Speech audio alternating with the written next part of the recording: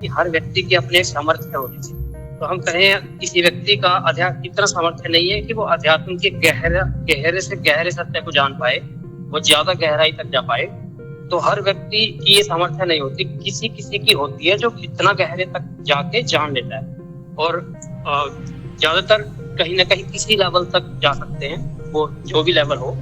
तो ये हर एक व्यक्ति के फ्रेम पर डिपेंड करता है। ऐसे ही वो सांसारिक फ्रेम की बात कर रहे हैं तो हर व्यक्ति तो इंजीनियर डॉक्टर नहीं बन सकता या साइंटिस्ट नहीं बन सकता। तो इस प्रकार से ये कुछ कहने का आशय है। नहीं, ये तो दार्शनिक परंपरा के हिसाब से तय होगा। अगर आपकी आध्यात्मिक माने की चेतन प्रमुखता है और चेतन को जानना मुख्य उद्देश्य बन रहा है, माने कि अगर कोई दार्शनिक ये बोल रहा है कि भाई ब्रह्म को जानना है या कोई आत्मा तत्व को जानना है, यही जीवन का मुख्य उद्देश्य है, तो चाहे व्यक्ति सांसारिक ही क्यों ना हो, उसका डायरेक्शन वहां से आ रहा है, पूरे दर्शन से। तो उसको बोला जाएगा धर्म ये है कि आप ये काम करो, जब आप थोड़ा और गहरे उतरोगे तो आप धीरे धीरे इधर खिसकते जाओगे। मतलब वो जितना भी करे, डायरेक्शन धर्म से आ रहा है कि भाई जानना तुम्हें आत्म तत्व को है, ये डायरेक्शन मिला हुआ है सभी को। अगर हम आत्म तत्व को जानना मुख्य उद्देश्य मान रहे हैं तो बिल्कुल। तो इसीलिए सांसारिक फ्रेम है कि आध्यात्मिक फ्रेम है, ये उस दर्शन की कसौटी पे उतरेगा। अगर वो व्यक्ति मतलब वहां पर वो अगर दर्शन बोल रहा है कि भाई हमने ऐसे तरीके रखे हुए हैं, ये अनुभव होते हैं व्यक्ति को, तो इसका मतलब है ये अध्यात्म की तरफ जा रहा है। अगर उसकी जीवन शैली ऐसी है तो ये अध्यात्म की तरफ जा रहा है। ऐसा उस दर्शन में कुछ ब्रॉड गाइडलाइंस दिए हुए होंगे। और जो ज्यादा उतना भीतर की तरफ उसका रुचि नहीं हो रहा, तो आप ये कर्म करो और आप ये माने उन कर्मों से भी आप उन लोगों को मदद कर सकते हो जो लोग आध्यात्मिक रास्ते पे चले हुए हैं। आपको जब समझ में आएगी तब आप चल लेना। ऐसे करके वो हमारे यहाँ पर ऐसा एक पूरा सिस्टम बनाने की कोशिश हुई है। लेकिन उसमें ये मैंने ये अज्यूम के मतलब ये हम लोग पहले से ही मान के चल रहे हैं कि हम आध्यात्मिक परंपरा में की तरफ से बात कर रहे हैं। लेकिन परंपराएं तो दुनिया में बहुत प्रकार की है ना, तो ये हम यूनिवर्सलाइज नहीं कर सकते इस बात को। ये उन्हीं के लिए होगा जो लोग माने जैसे बुद्ध माने इस तरीके के जो है ना सनातनी परंपरा है या बौद्धिक परंपरा है, जिनका एम ऑफ लाइफ ही है कि संसार मेन नहीं है, संसार को मेन नहीं बोल रहे हैं। वो बोल रहे हैं कि भाई किसी और सत्य को जानना मेन है, या मुक्ति पाना मेन है, निर्वाण पाना मेन एम है। तो उससे पूरी स्टोरी रची हुई है।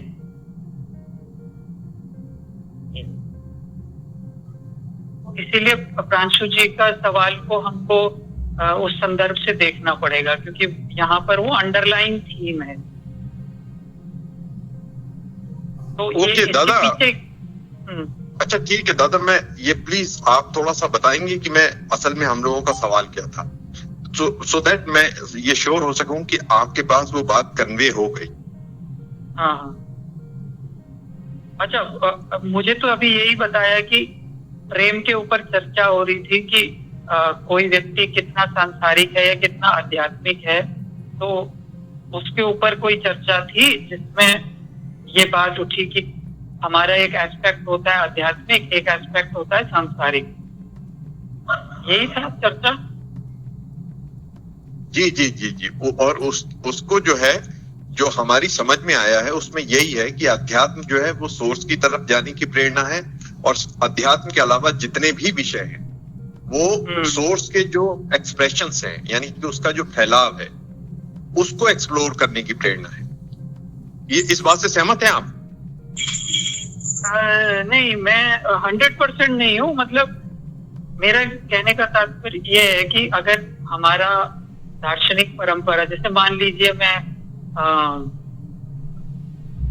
आदर्शवाद को या चेतन को मुख्य सत्य, मान लीजिए मैं अद्वैत वेदांती हूँ, ठीक है, तो मेरे लिए मैं बाहर के विषय भी होंगे, लेकिन उन सबका जो डायरेक्शन होगा वो अंदर की तरफ होगा। माने कि है ना, तो तो Yes. इसीलिए फिजिक्स भी कर रहा हूँ मैं, लेकिन हो सकता है मैं इंजीनियर भी हूँ, लेकिन मैं अद्वैत वेदांती हूँ अगर, तो फिर मैं ये प्रयास करूंगा कि मैं ज्ञान से इस माया को समझूं और मेरी अविद्या को दूर करूं, ताकि मैं परम तत्व को जान सकूं, जो जिसमें कोई परिवर्तनशीलता नहीं है। तो मैं जीवन में कार्य करते हुए भी मेरी दृष्टि जो है वो अलग रहेगी, ऐसा अद्वैत वेदांती का प्रयास रहेगा। तो इसीलिए ये डिपेंड करता है कि हम कौन सी दार्शनिक परंपरा से आ रहे हैं। अगर कोई दूसरी परंपरा है तो ऐसा भी हो सकता है कि मैं अंदर ध्यान कर रहा हूँ किसी चीज को जानने के लिए, लेकिन मेरा डायरेक्शन मोक्ष प्राप्ति नहीं है, ऐसा भी हो सकता है। हाँ, नहीं, उसकी बात नहीं है दादा। क्या मेरा मकसद क्या है, ऐसा वो बात भी अभी हम हटा दे रहे हैं। मेन है कि एक से हमें जो प्रेरणा मिलती है वो मिलती है वापस आने की, और बाकी जितने विषय हैं उसमें प्रेरणा है एक्सप्लोरेशन, जो उसी बीज का जो एक्सप्रेशन है उसका एक्सप्लोरेशन। इसमें आप बताइए, क्या इसमें कहां पे आपको लग रहा है कि ऐसा नहीं है? जो नेचर ऑफ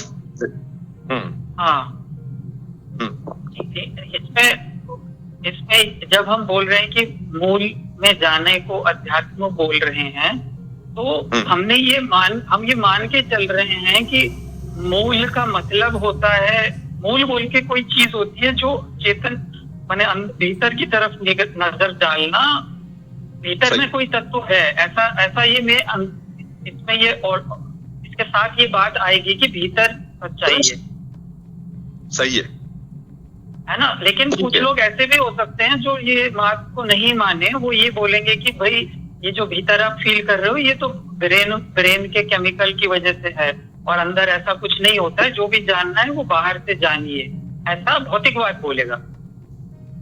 हाँ, तो सही है दादा, ये तो सब्जेक्टिव इंटरप्रिटेशन होगी। मैं कह रहा हूँ कि आध्यात्मिकता की प्रकृति हमको क्या मिलती है, उससे प्रेरणा हमें क्या मिलती है। हम ये नहीं कह रहे हैं कि कोई आदमी इसको कैसे इंटरप्रेट कर रहा है या उसको सही मान रहा है गलत मान रहा है, उसकी बात नहीं है। बात है कि आध्यात्मिकता से हमें प्रेरणा क्या ये नहीं मिलती कि जो हमारा सोर्स है उसको जाने, और आध्यात्मिकता के अलावा जितने भी विषय हैं क्या उनके से हमको इस तरह की इंस्पिरेशन नहीं मिलती कि उसका नेचर जो है वो एक्सप्लोरेशन का है आउटसाइड वर्ल्ड में। लेकिन सत्य को जानने के लिए वो बाहर वाला रास्ता अपना रहे हैं ना, और आध्यात्मिकता में ये आध्यात्मिकता ये मानता है कि सत्य को भीतर से जानना है। हाँ, सही बात है। तो मैं तो दोनों को, किसी को मैं ये थोड़ी कह रहा हूँ कि बाहर जो है वो रियलिटी नहीं है और अंदर ही रियलिटी है, दोनों ही रियलिटी है। हाँ, वो उसी का एक्सटेंशन है। हाँ, तो ये मतलब विभिन्न प्रकार के दर्शन हैं, और इसीलिए कुछ लोग अंदर की तरफ प्रयास करते हैं, कुछ लोग बाहर की तरफ करते हैं, कुछ लोग दोनों को सत्य मानते हैं। अच्छा, साइंस का नेचर क्या है? क्या वो उसका नेचर आउटसाइड वर्ल्ड का एक्सप्लोरेशन है या नहीं है? हाँ, साइंस का डोमिनेंट व्यू बाहर वाला है, डोमिनेंट व्यू बस। और जैसे आध्यात्मिकता का डोमिनेंट व्यू क्या इनसाइड का नहीं है कि अपने सोर्स को तरफ जो हमको प्रेरित करता है?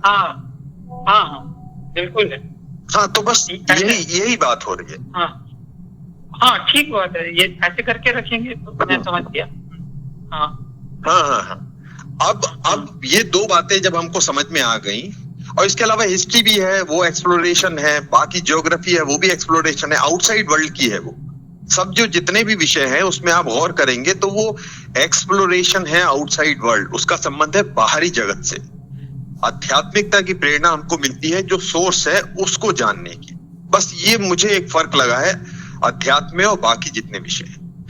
अब ये जो बातें अब जब हम समझ रहे हैं, तो अब यहाँ पर जो व्यक्ति जिन स्वभावों के साथ पैदा हुआ है, जिसको सिरोही जी बोलते हैं फ्रेम के साथ पैदा होना, स्वभाव के साथ होना, या अपनी जो उसके दायरे हैं उनके साथ जो पैदा हुआ, इन दोनों परिप्रेक्ष्यों में अब हम नेचर के आधार पे हम ये देखेंगे कि अगर एक यानी कि एक ही प्रकृति का आदमी साइंस में हो तो वो क्या कर सकता है, और वही अध्यात्म में अगर आए सेम नेचर का आदमी तो उसके पास क्या संभावना है? समझ गए दादा मेरा? नहीं, और एक बार बताइए। अगर एक ही स्वभाव का व्यक्ति आध्यात्मिक प्रयास करे और एक ही स्वभाव का व्यक्ति बाहरी प्रयास करे, ऐसे? यस एक ही फ्रेम का व्यक्ति, एक फ्रेम के दो, लगभग एक फ्रेम के दो व्यक्ति हैं। एक का जो चॉइस है वो है अंदर आने की, और एक की चॉइस है बाहर एक्सप्लोर करने की। तो इन जो फ्रेम्स हैं, अलग अलग जो फ्रेम हैं, अलग अलग तरह के जो फ्रेम हैं, अगर सेम फ्रेम बाहर जर्नी पे निकलता है और अंदर की जर्नी पे आता है तो दोनों में क्या फर्क होता है? हमको क्या फर्क मालूम पड़ता है? नहीं, चाहे मतलब जैसे कोई एक व्यक्ति है जो बेसिकली अध्यात्म के सब्जेक्ट को वो इलेबोरेट करेगा अगर उसकी कोई रिसर्च होगी, तो जैसे मनुष्य का जो साइकोलॉजी है वो कैसे काम करती है, या जो भी उसका कॉन्सेप्ट होगा रिगार्डिंग चेतना, वो उस बात में अपना रिसर्च रखेगा जो आध्यात्मिक होगा, या फिर वो कौन सी दार्शनिक परंपरा। इसीलिए आप मेरे को ना जब पूछते हैं तो मेरी दार्शनिक परंपरा अलग है ना, तो इसीलिए वो मेरे लिए मेरा नोशन ऑफ रियलिटी ये सब अलग है। तो चलिए दादा, आप ठीक है, आप इसमें कहाँ आपको दिक्कत हो रही है, थोड़ा सा आप बता दिए। अपना भी जो आपकी जो दार्शनिक लीनेज है या जिस ट्रेडिशन को आपने फॉलो किया है उसमें ऐसा क्या है कि ये बात जो है उसमें मैच नहीं कर पा रही हो, उसको आप दादा बताइए। हाँ, मतलब ये इसमें क्या है कि जब हम अंदर और बाहर भी करते हैं ना, तो जैसे कुछ परंपराएं हैं। एक जो है, एक बोलता है कि एक परंपरा ये है जो बोलता है कि जो कुछ भी आप दुनिया में देख रहे हो अंदर या बाहर, उसका जो मूल है वो है चेतना। ये एक परंपरा हुई। तो जो बाहर भी देख रहे हो, जो बाहर भी देख रहे हैं हम लोग, वो उसका आधार जो है, उसका जो सत्य है वो चेतन है। एक दूसरी परंपरा है जो ये बोलती है कि एक आत्म तत्व होता है और एक शरीर तत्व होता है, यानी एक सोल और मैंने चेतन, मैटर और माइंड, दो चीजें होती हैं, दो अलग अलग तत्व होते हैं। या पुरुष और प्रकृति भी बोल सकते हैं, या सोल और मैटर भी बोल सकते हैं। तो ये द्वैतवाद हो गया, बोल सकते हैं। हाँ, जड़ चेतन, इन दोनों की अपनी वास्तविकता है, सच्चाई है। ऐसा करके ये दूसरी परंपरा हुई।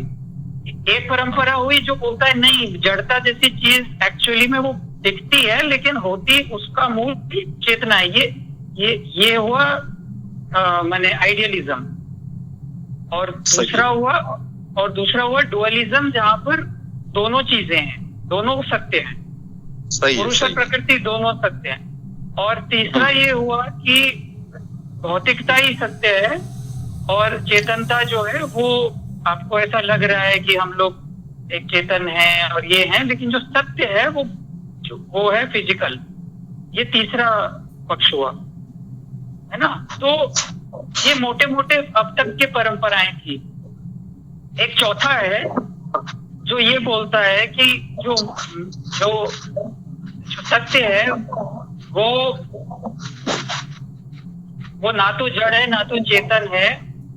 चेतन और जड़ उसके दो एस्पेक्ट है, लेकिन वो जो मूल सत्य है उसको आप जड़ और चेतन दोनों में कैटेगराइज नहीं कर सकते। ये चौथा हुआ। तो इसीलिए अब इससे इन सब में अपने अपने कहने के तरीके हैं चीजों को, और इसीलिए सबके अपने अपने अप्रोच बन जाते हैं। जैसे चौथे अप्रोच में है अंदर और बाहर जो है वो ज्ञान मीमांसा विभाजन है, वो वास्तविकता का विभाजन नहीं है। वास्तविकता दो नहीं है, एक ही है, लेकिन वो दो रूप में प्रतीत होती है। सही है। तो इसीलिए थोड़ा जब हम टेक्निकल बातें करते हैं ना, तो वो मुश्किल होती है बोलने में कि सोर्स कहाँ पर है। तो सोर्स जब हम बोलते हैं इसमें, लेकिन दादा सारा जो कुछ भी आपने बोला उसमें तो सोर्स की ही बात हो रही है। सोर्स में यानी कि जड़ चेतन हो या पुरुष ही हो या फिर जो अद्वैतवाद है वहां पर वो, लेकिन इन सब में कहीं ना कहीं हम देख रहे हैं कि इशारा जो है सोर्स की तरफ ही जा रहा है। यानी कि वो ऐसा नहीं बोल रहे हैं कि ऐसा उन्होंने नहीं बोला है कि जड़ चेतन जो है यहां पर आके कुछ हो गया। वो कह रहे हैं सोर्स में भी वैसा ही था वो, उसको सोर्स में अलग तो नहीं मान रहे ना वो। जो जड़ चेतन के सोर्स हो गए, 4 तरीके के सोर्स हो गए। हाँ, तो लेकिन यानी कि बात तो सोर्स की, कॉमन बात तो सोर्स की है ना वहां पर। हाँ, तो जब हम सोर्स की बात अगर भौतिकवाद वाली धारा में करेंगे तब तो फिर माने अंदर साइकोलॉजी मतलब जैसे मेडिटेशन ये सब एप्लीकेबल नहीं रह जाते ना। हाँ, तो वो हम जो साइकोलॉजी जो है, जो रिटिन साइकोलॉजी है, उसको तो अध्यात्म के हिसाब से वो दृश्य जगत का ही हिस्सा है। वो उसको तो मतलब वो दृश्य मानता है, यानी कि उसको एक ऑब्जेक्ट ही मानता है वो।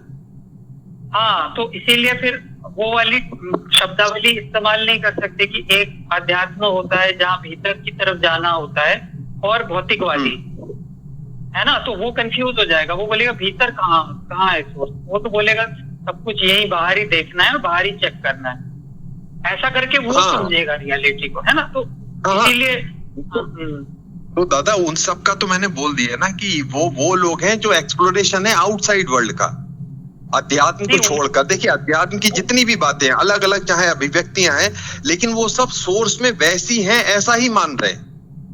नहीं, सोर्स उसके लिए फिजिकल है ना, ये दिक्कत आ रही है। किसके लिए? भौतिकवादी के लिए। हाँ, तो वो तो आउटसाइड वर्ल्ड हो गया ना दादा। बोला तो कि ये लोग जो है अध्यात्म को छोड़ के बाकी जितने हैं वो यानी कि जो एक्सटेंशन है उस बीच का जो अभिव्यक्ति है, यानी कि जो ब्रह्मांड है इसका एक्सप्लोरेशन है अध्यात्म को छोड़ के। और अध्यात्म में ब्रह्मांड से ब्रह्म की ओर जाने की यात्रा। तो यहाँ पर ठीक है, इसका नहीं, ये ब्रह्म की तरफ जाने की यात्रा में ये बात निहित है कि ब्रह्म का कॉन्सेप्ट एक है। भौतिकवादी के लिए ब्रह्म का कॉन्सेप्ट नहीं है। लेकिन वो ब्रह्म जो है, हाँ यस, वो तो फिर वो एक्सप्लोर कर रहा है ना आउटसाइड वर्ल्ड को। हाँ, तो उसके लिए ये वाला सवाल उसको अगर आप बोलेंगे कि भाई अध्यात्म का मतलब होता है अंदर जाना, तो वो स्पिरिचुअलिज्म को जरूरी नहीं है ऐसे देखेगा। हाँ, तो ये देखिए, ये तो उनकी बात है जिन्होंने इसको यानी कि जो समझते हैं अध्यात्म के नेचर को, जो समझते हैं, ये तो बात उनके लिए है। यानी कि हम जैसे मैंने बताया, जैसे मैंने बताया अध्यात्म में सोर्स को जानने की प्रेरणा, और अध्यात्म के अलावा जितने भी चीज है, जितने भी विषय है, वो एक्सप्लोरेशन है उसी सोर्स का जो एक्सप्रेशन है आउटसाइड वर्ल्ड में। चाहे कोई भी ले लीजिए विषय आप, वो एक्सप्लोरेशन है आउटसाइड वर्ल्ड की। तो यानी कि जिसको दृश्य हम कहते हैं, यानी कि जिसको हम ऑब्जेक्टिविटी का हिस्सा मानते हैं। हाँ, मेरे जो दर्शन है ना, मैं अभी अपना बता देता हूँ। मेरे दर्शन में जो सोर्स है वो ना तो चेतन है ना तो जड़ है, वो रिलेशनल संबंध है अंदर और बाहर का। ठीक है, तो इसीलिए मैं अंदर और बाहर दोनों तरफ से सोर्स को जानूंगा। और इसका एक कोट भी है, मैंने अपनी किताब में ऐसे करके लिखा है कि अगर आप फिजिक्स की तरफ से भी जाओगे और अगर आप अंदर की तरफ से भी जाओगे, पहुंचोगे वहीं। तो ना तो माइंड है ना तो मैटर है। जो अच्छा, माइंड और मैटर से मतलब आपका consciousness, the sentient being and the insentient being, ऐसा? हाँ, जड़ और चेतन। हाँ, जड़ और माइंड चेतन मतलब चेतन, और मैटर मतलब जड़। हाँ, मैटर मतलब जड़। तो जो जड़ता है और जो चेतनता है, मेरे अप्रोच में वो दोनों ही आपको सोर्स तक पहुंचा देगी। हाँ, तो यानी कि स्पिरिचुअल, यानी कि ये आध्यात्मिक, इसको हम बोलेंगे कि ये आध्यात्मिकता का साहित्य हुआ मेरे हिसाब से, कि जो सोर्स की तरफ ले जाए, कैसे भी मकसद है सोर्स की तरफ ले जाना। अगर जिसको जानना है सोर्स के बारे में तो वो तो फिलोसॉफिकल एक्सरसाइज हो जाएगा, जिसको सोर्स वाली बातें डिस्कस करनी है ना, तो वो फिलोसॉफिकल व्यक्ति है, तो इसीलिए वो माने वो क्या करेगा कि वो भौतिकवाद माने जो भौतिक एस्पेक्ट है और जो सब्जेक्टिव एस्पेक्ट है, सब्जेक्टिव और ऑब्जेक्टिव, मेरे अप्रोच में दोनों को यूज करेगा सत्य पे एक दृष्टि रखने के लिए। अनुभव उसको आंतरिक होंगे, है ना, अनुभव उसको गहरे आंतरिक भी होंगे और अनुभव उसको बाह्य रूप से भी होंगे, क्वांटम वर्ल्ड के अनुभव भी होंगे। अब वो दोनों को एक फ्रेम में लाने की कोशिश करेगा, है ना, क्योंकि उसको दोनों एक्सप्लेन करना है, क्योंकि वो जो थ्योरी ऑफ ट्रुथ बनाएगा उसमें अगर वो थ्योरी इधर बाहरी चीजों के लिए कोई कमेंट्री नहीं कर पाती है तो फिर वो आधी रह जाती है उसके लिए। तो मेरे अप्रोच में ऐसी थ्योरी होनी चाहिए जो बाहरी फिजिक्स को गाइड करे, है ना, और वही थ्योरी को यूज करते हुए हम आंतरिक जगत को भी एक्सप्लेन कर पाए, यानी कि पैरेलल माने कि जैसे फिजिक्स के नियम होते हैं वो भी उसी मूल से निकले और उसी मूल से साइकोलॉजी के नियम भी निकले।